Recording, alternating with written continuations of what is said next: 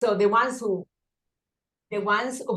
can open the camera, I would really appreciate. I love that. Okay, so I said my name is Becky Rothstein, and I didn't say I am Becky Rothstein because I think that we are more than just a name. The name is what they gave me, and we all are much, much more than our name. So my name is, like I said, Becky Rothstein, and it all started probably many years ago. When I was 11 years old, I contracted polio. And after 3 months, the doctor said that I'm free of everything and I'm just back to be the girl who I was. And the problem started when I was pregnant with my children. I started to suffer from my back, lower back. I started to eat painkillers and I became addicted to them. I started to limp on the right leg. And the truth is that from the orthopedics, I didn't get any help. They tried to help me, it didn't work. So I started to learn the other modalities, how I can help myself. And I started to work with Reiki, kinesiology, back plants, meditations, breathing work, affirmations. And like I said, 25 years ago, I decided to go and meet this lady, Louise Hay, who wrote the book with a lot of success of You Can Heal Your Life. It was the first encounter with her, and I went back again and again, and then in England to learn how to coach. And after 2 years of work, I received the wonderful opportunity of become the certifying teacher, the teacher, how they call it here in the States.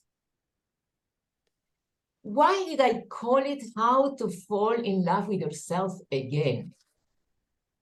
So Louise Hay says, there are two anchors to the system, to the program that she teaches us. How to empower yourself and really to heal yourself and to become the best person that you can be. The first one is, of course, when you love yourself, when you appreciate who you are, the healing starts. It sounds easy. It's not. If I lost it after 25 years, it's not easy. I see some of you smiling.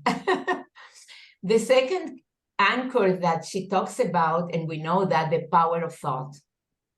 We think. When we think, we feel. According to our feelings, we act. And we don't choose the thoughts that gives us a good feeling. It's amazing in my coaching room when the young woman comes and she says, Becky, I need to lose weight, not because I want to be pretty, because it's not healthy. And all day around, she is thinking about food, how she needs to lose weight. She's upset. So when you are holding these kind of thoughts, the feelings are not going to create a new action for you.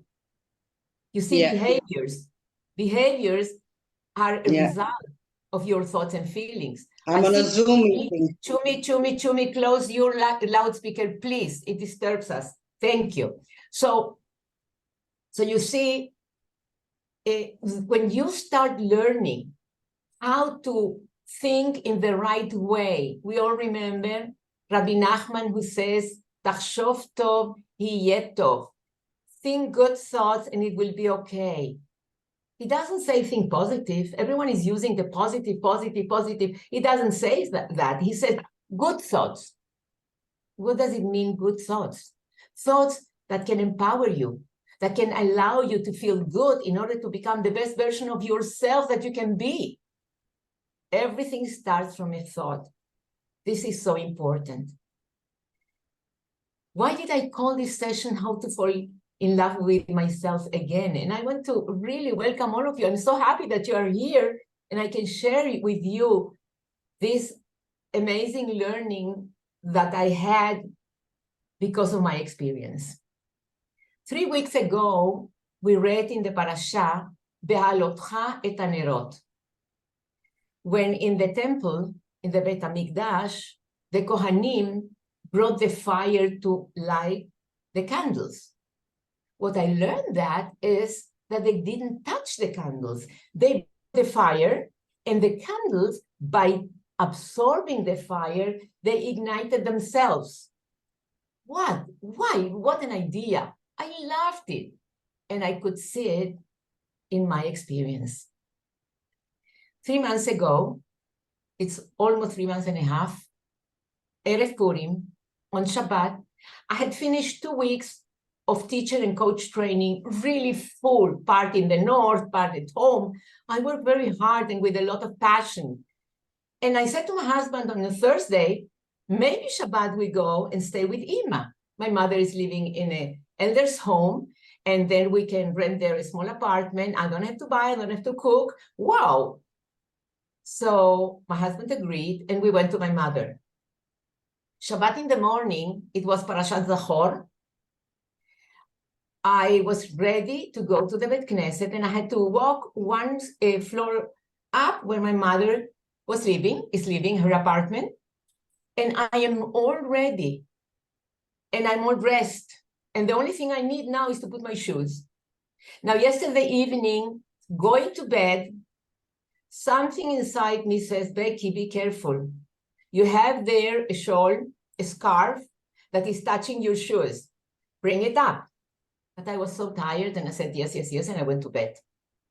In the morning, when I put my shoes on, I felt something weird in my feet. And instead of looking down, what's wrong? I just took one step. The memory is my scarf like a serpent, just bringing around my legs and around the chair, and I felt like that, 90 degrees. 90 degrees on the side, on my body, on the left side, and I heard the crack. Really crack. I broke something.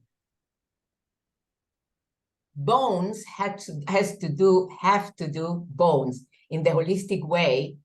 Bones have to do with resentment, deep anger. And I have cleansed myself so many times for anger. The first reaction from the emotional impact, the first reaction came from my subconscious. Amazing. Guilt, blame. I've done so much work, 25 years. And like I said, I started at the 35 years, around the 35th of my life by working with other modalities. And again, the guilt, subconscious, is automatically. That was the first thought. It was, what do I do with my mother? It's Shabbat, I cannot call her up. She will wait for me. What will I do? And I started climbing on the mattress in the corner of the bed. And of course I fell and I knew I couldn't move. I broke the tie neck and very painful. But the painful was secondary to feeling the guilt and blame. I lied on the floor. And my mother, thinking that I'm too tired, she went to the synagogue, to the Bet Knesset, where she lived. And my husband saw her coming in without me. And my husband had a coffee in the morning with me. So he was sure that something happened. So when he came and he knocked, I had probably fainted because I heard something knocking hard. And I said, I cannot stand up. And he brought somebody to open the door. And I was there lying on the floor. A lot of pain. They gave me tablets. And of course, hospital. Do you remember I said the first thing in the evening, I had this sensation inside me to move the scarf and I didn't? Now was the second feeling. Something in me said, wait, don't run to the hospital. Wait after the Shabbat. I thought because I'm religious and I don't drive on Shabbat, but it wasn't true. It wasn't true. My mother tried to convince me, and from there they tried to convince me, and the nurse there. And I said, no, let us postpone it a little bit. So a little bit from 10 o'clock in the morning, I fall at 8 o'clock in the morning. At 3 o'clock, I said to my husband, now I am ready to go. Why? It was an inner voice. You know what happened? If I had gone in the morning, the operation would have been on Sunday morning. And I heard afterwards that a Rafirer, maybe you know the Rafirer, that he knows a lot about hospitals and doctors, and we ask questions. We never approached him. My son-in-law approached somebody that asked him, and he said, it's better the operation on Sunday in the afternoon because the group with the surgeon is the best. I didn't know that. And I was operated in the afternoon because I waited. Amazing, isn't it? Amazing. So after the falling, after the operation, of course, painkillers again, back to what I had so many years ago, get rid of my limb. Again, I was with my pain in my lower back. I didn't suffer so much from the operation. I really got a knock on my place of pain, my lower back. So I started again. So much pain. And I want to show you the stages of where I was. Because the step one was the first reaction of guilt of pain. Step two was, of course, the pain, the hospital. And then I came to the stage 3, where slowly, I was very happy to come home after 5 days from the hospital, sitting at home in my easy chair, and slowly, helplessness, frustration, lack of action, Sunday to Sunday to Sunday to Sunday. And my good friend Ginat, who is here, she said to me, take the time, it's okay, just rest and absorb what happened. And I listened to her, but I saw I was losing it.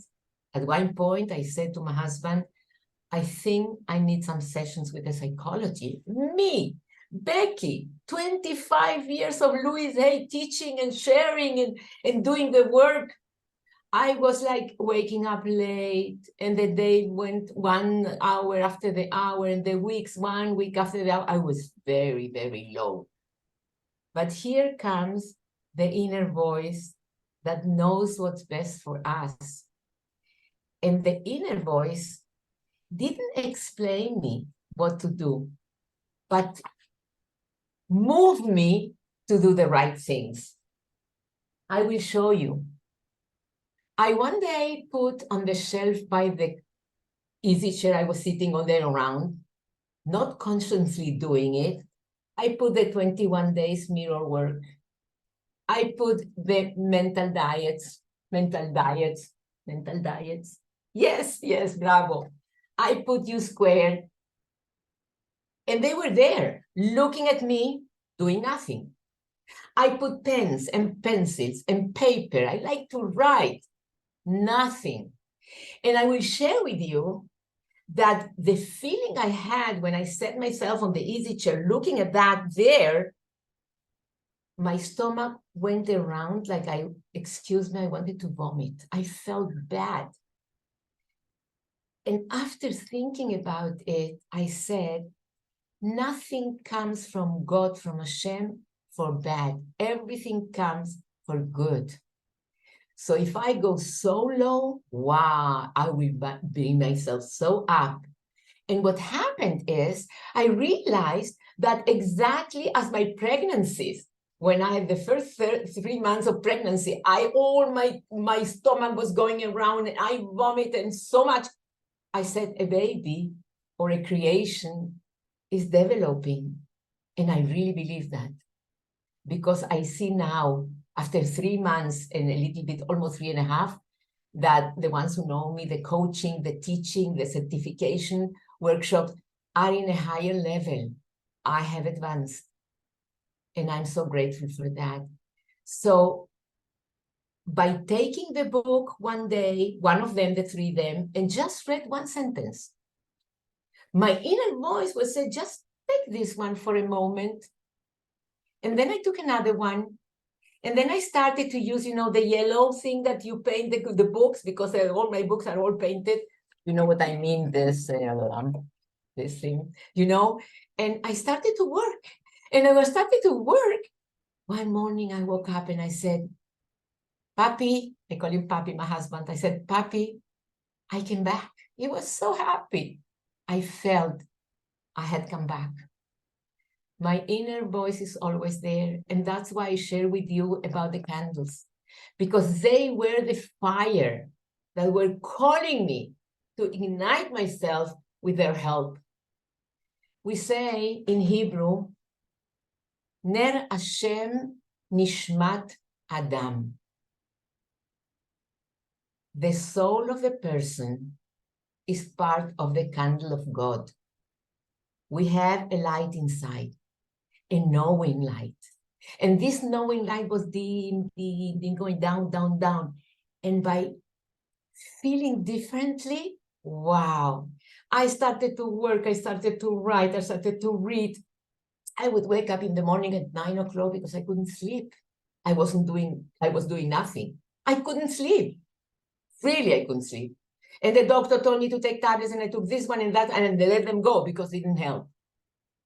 I knew that when I would feel better, I would sleep. And I started to talk to myself. And Miriam is here. She helped me with ideas from the access bar, how I can start to sleep again. It was beautiful.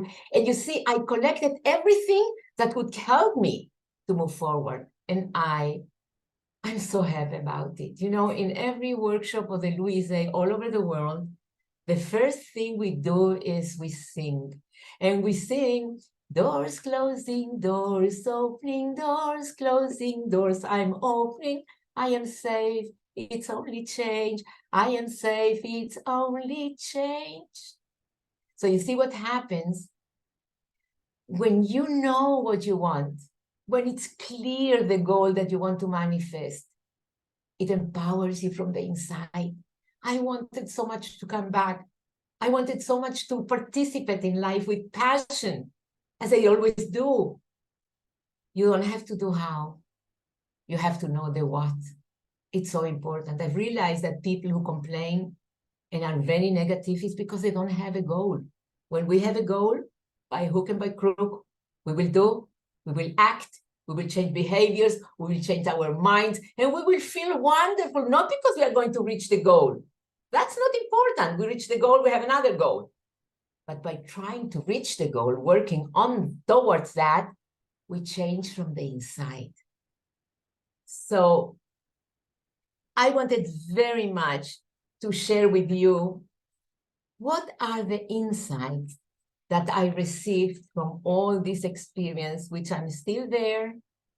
I had, you know, I felt the hand of God with me in every step from that moment that I kept myself waiting for when is the right time to go to the hospital, and it was great. From that point, usually we receive here in Israel 2 weeks from the state of physiotherapy at home. She postponed it for 4 weeks. Then I received from the security insurance, health insurance, also another 2 weeks. She postponed it for 5 weeks. She was coming here. So I saw I was guided all the time how to become better. I was guided. Louisa says, everything I need comes to me easily and effortlessly.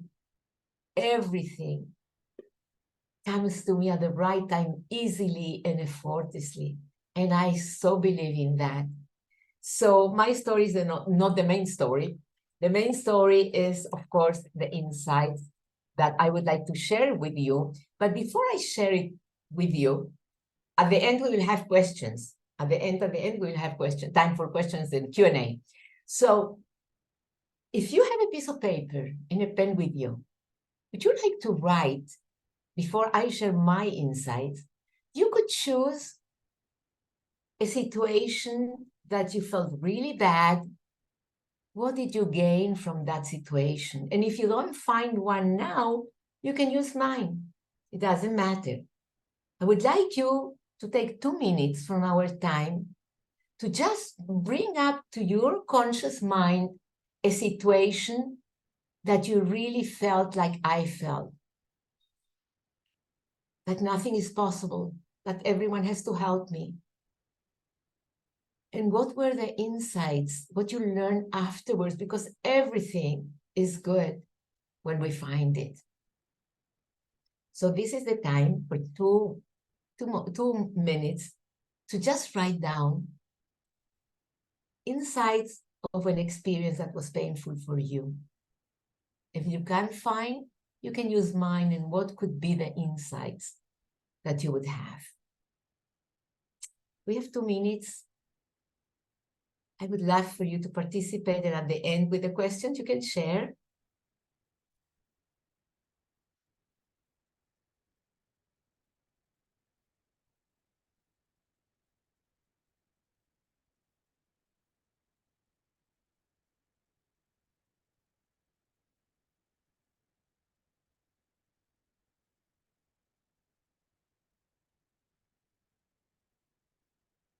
One more minute. And of course, you can continue afterwards.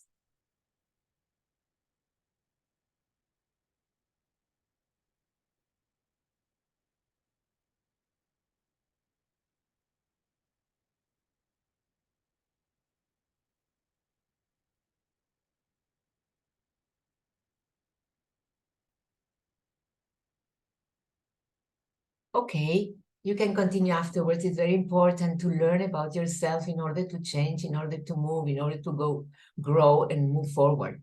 So I want to share the first insight that came to my mind was, I would say, Yaeli, can you help me? My daughter, can you please help me? I'm so sorry to ask you again. And she would say, Mommy, stop it.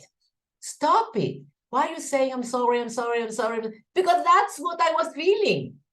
I felt sorry. I felt poor me. So the first insight was taking responsibility for my thoughts, my feelings, and my actions. Each one of us wants to live a life of freedom. And the only way to live a life of freedom is when you take responsibility to your thoughts, to your feelings, to your actions. Bear with me for a moment. When you wake up in the morning, every morning you do the same routine. Go to the toilet, you go for the coffee, you walk, you do everything is, again, a habit. And when we have habits of thought and we don't find them, we get the same feeling, the same actions, the same results. The man who comes for the coaching and he says, Becky, can you help me to change my mind because I am in scarcity, I need more money. And again, all his habitual thinking is of debts, of what I don't have. How can he change that? When we know that we think, we feel, and we act. And as we act, we send energy out, and energy attracts the same energy, cause and effect. Like Louisa says, what you give out comes back. So it's so important to know you in order to change. And feeling of freedom, write it down, is to know that you can control your thoughts. Not when they are happening. You have to learn to do affirmations and to put new thoughts every day, new thoughts in your mind. So they take power. And Louisa says, how would my life look like, your life, if you would change one thought a day? It can be done. It can be done. It's so interesting, this inner work, when you understand what you are doing, that life of freedom is just guiding your thoughts in order to have good feelings, in order to act accordingly to manifest your dream.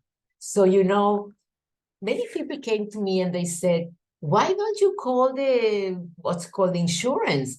And they have to pay. This house where I stay, they have insurance, and you fail that there, then they have to pay. They didn't understand what it has to do with them. It's me. It's my responsibility to learn from what happened. When we go to blame and guilt, we are out of freedom. They control us. The outside control me. I am learning to control my thinking, my way of feeling, instead of being attached to what they say, what I see. So important. The second insight that started from the moment I woke up, from the moment, it's so part in me. We all always say, thank you, thank you, thank you, thank you, thank you, thank you, God, thank you, Hashem, thank you, thank you, thank you. You sitting down every morning and writing your thankful list? The one who works with me, they know this is essential. Every morning, in order to create a good energy for you, it starts with writing down, not in the head. Writing down. When you write down again and again and again, what happens is your mind thinks in pictures. So when you're writing and writing, the pictures are coming up of your gratitude. And then you feel the gratitude and you start acting in the morning with good energy. I like to do the thankful list. 5 things that I thank for that happened, manifested, and 5 things that I want them to be manifested, and I already thank because I have faith and I know they come at the right time. There is another wonderful exercise from Louise Hay. She calls it the 50 list of gratitude. When something is going on in your life and you are low or something you didn't succeed, just sit down and for a week, every day, write 50 things you're grateful for. You can copy it again if, for instance, you say, I'm so thankful for the meeting I had with my friend. And when you are in the number 20 or 25 or 30, you can write it again if it comes to your mind. But this is the way to start the day with good energy. I forgot to mention, excuse me, that I do something before the gratitude when I'm still in bed. The gratitude I do by sitting down because I write. But when I'm still in bed and I woke up, I have one intention for the day. One intention. For me, these last weeks, of course, have been to really feel my body getting stronger and my muscles stronger and walking. I'm without a walker, without a cane. Thank God. Still, I need to walk straight and with power. So the intention of the day is paving your way towards a beautiful, wonderful, exceptional day. And then the gratitude would be great. I had another insight. The mirror was there. That's the work of Louise Hay. Mirror work. That's her story, the mirror work. So I had this beautiful, the book that I showed you, the 21 Days of Mirror Work. And I said, Becky, you don't have to do it every day. You don't have to do the whole book. Just start. And of course, when I started, I wanted to do more. When I was really deep down, I was talking and suddenly crying and crying. What went wrong? I didn't know. When I started looking in the mirror, my tears were from love, from being moved, that I could go back to that good place of loving myself. The last insight that I think I would like to share with you is I realized I've learned that in so many books, so many coaches, so many master teachers. Now I understood it. They always tell you, surround yourself with positive people. When I was so sick and I heard the telephone, I would look who is calling. And I wanted to talk only with people who could move me forward, to expand my energy, to enlighten myself. It's so important. Now I can say it. Now I really can say it. Because, I got a phone call and the lady said, Becky, how are you? That's no good. Then she said, tell me what happened. That was no good. Then she said, oh, I know how much you suffer because my sister, my daughter, my friend, my cousin-in-law, they broke the leg, they broke the hip, everyone broke something. That doesn't help. And for the first time in my life, I'm sharing with you the truth, I felt okay that I put myself number 1. I cannot talk, I cannot talk now. I need to empower myself. And I would write quickly a WhatsApp, I'm sorry, I had physio, I'm sorry, I cannot talk, I'm sorry, all kinds of things. Till they stop calling. And at that moment, I understood that I don't have to say, excuse me, I come first. because it's true. We come first because when our energy, our thoughts, our actions are empowering, we can help others. We cannot love anybody if we don't feel the love in ourselves. Isn't it true? It's true. So Louise Hay says, when you love yourself, you can reach everything. Everything. So there are exercises to empower your love. There are exercises to empower your self-esteem. There are exercises to empower your positive way of thinking with affirmations. And the ones who know me, they know that these tools are very, very powerful. It's interesting that people who are very low, they prefer to explain why they are low instead of working on bringing themselves up. Many times I get a phone call, you know how low I am? You understand how low I am? And I say, okay, so start working with me or with another person. And he will say, no, no, no. When I will feel better, when something will be arranged, isn't it funny? Isn't it funny? I mean, when I want to help myself, I won't wait 1 second. The moment I found the love in me again. That's why I call this session, Fall in Love with You Again. Do you remember when you fall in love the first time? Maybe a boyfriend, maybe a husband, maybe a new baby. This feeling that you can do everything, everything, nothing will stop you. That's loving yourself enormously. And we all deserve that. We have that inside us. We have so much potential to reach this love and to empower ourselves. We don't have faith. We have lost it. How do we get faith? By exercising every morning. You know, when I was so sick, I woke up at 9 and we say slept the day. I just moved the day myself, very heavy. When did I know that I was really healed in my heart? When I went back from 9 in the morning, 8 in the morning, 7 in the morning, 6 in the morning. And now when I wake up at 5:30 to sit in my room and work on myself and study, wow, I can explode with energy. This means to love myself. This means to love yourself. And in order to fall in love with yourself, I will say it again many times, you need to take care of your thoughts. It starts from your thoughts. You can write affirmations, sentences that are positive, that are in the present moment for things that you want. And when you will write it and you will write it, we'll have a picture. And when you continue to think about the picture 3-4 times a day, you will feel it. And when you will feel it, you will act accordingly.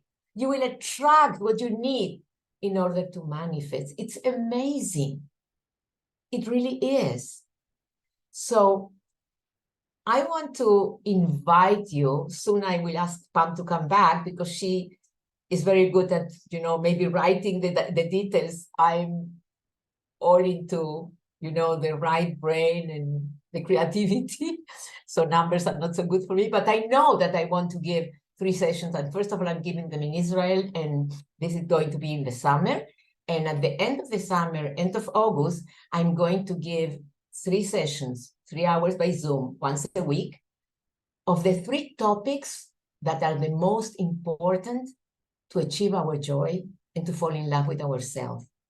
The first one is health. I'm not going to talk to you about a doctor. I am going to talk to you about energy and mainly about the weight.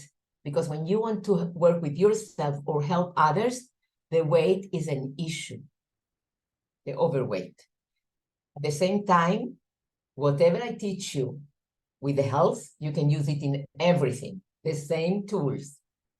The second session that I chose to is prosperity. Because we have so much paka, blah, blah, blah, blah, blah in our heads about prosperity. We see people who say, okay, so of course she has it, he has it, but me? You know that our beliefs they begin, or we come to life with genetics. And the first 3 years of our lives, our subconscious is completely open and we absorb their beliefs about everything. I was working with a young lady yesterday that she has achieved the first dream she came to really change to a good place of work and to earn more money, and she achieved it. And now she's going for more goals. And when I said to her about the next goal, you can do it. And she said, yeah, but it's hard. It's hard work. And I said, ding, because I listen and I know what she's thinking. And I said, who at your home when you were a child puts this idea that everything is difficult? And she said, my father every day went to work and he provided for us all what we needed, but he always said it's so hard the work. So you see, if the work is hard, this work is hard too. So this is programmed. And Louise, she says so nicely, she said, do this, click, take out the disc, throw it, and put a new disc in your mind, new thoughts. It's such a good idea, I think, because when you see it, you can feel it, what she's talking about. So the second one is going to be about wealth, taking responsibility for your wealth, for your well-being, for your happiness. Is also prosperity and abundance. Your love, your relationship, your work, everything has to do with prosperity and abundance.